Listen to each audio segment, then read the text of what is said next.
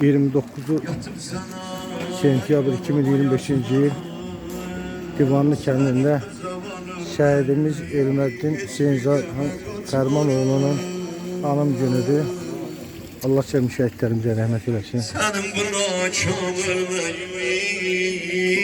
heç bir qəmər, heç bir dərdən qatmaram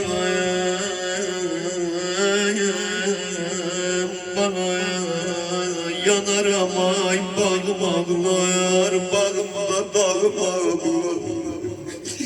Balam canı sənə söz verdim, ne kadar sağlayam özüm ağlarım, ölende bana torpağım ağlar, torpağım ağlar. Dağlar başı ay dumandı, Kərbəlayı xanımın əvəzindən deyim Arzu ananın əvəzindən deyim gələn qonaqlarına. Vallahi belədir sözü, inanmısınız özündə dillendir söz belə deyər. Ay mənim qonaqlarım, dağlar başı ay dumandı, əl ətəyəl əmandı. Mənim balama yaxşı ağlayın, mənim balam cavandı, cavandı, cavandı. Oğul yad ağlama yanışdı, bu səs mənə tanışdı. Anadı bir də səslə bala, deyib balam danışdı. Ay bala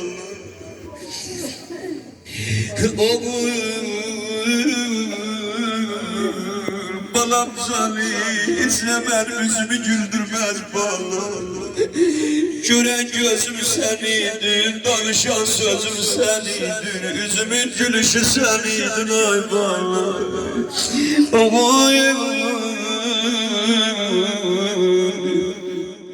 Şəhid analar var, hamısına qurban olum, öz başıma gələni deyiləm. Allah şahidim olsun, Gəncədə bir şəhid vəlisindeydim, bir ana gördüm, çəkdi məni kənara, gördüm yana yana belə ağlayır. Bir il kesmişti, şəhadətlərimdən bir il kesmişti.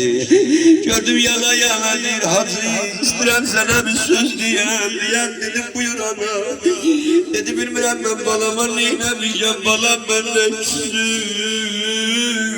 Bir ildir balamı ziyaret eləyə bilmirəm, tamamı analar deyil, biz balamızı yuxuda görürük. Amma mənim balam yuxuda da gəlmir, yuxuda da gəlmir. Ya Allah, ya Allah, ya da 5 dəqiqə, 5-6 dəqiqə bu zaman Kərbəlayı xanımın özünün xahişidir. Dedim nigaran olma, dua elə, inşallah gələr ziyaretime. Hər bir ananın arzusudur, köləyin aksaklara oğul, köləyin aksaklara yuyaram bana aksaklara. Balam canım gece gelsin evime, koymaram seni konak saklarım, konak saklarım, konak saklarım.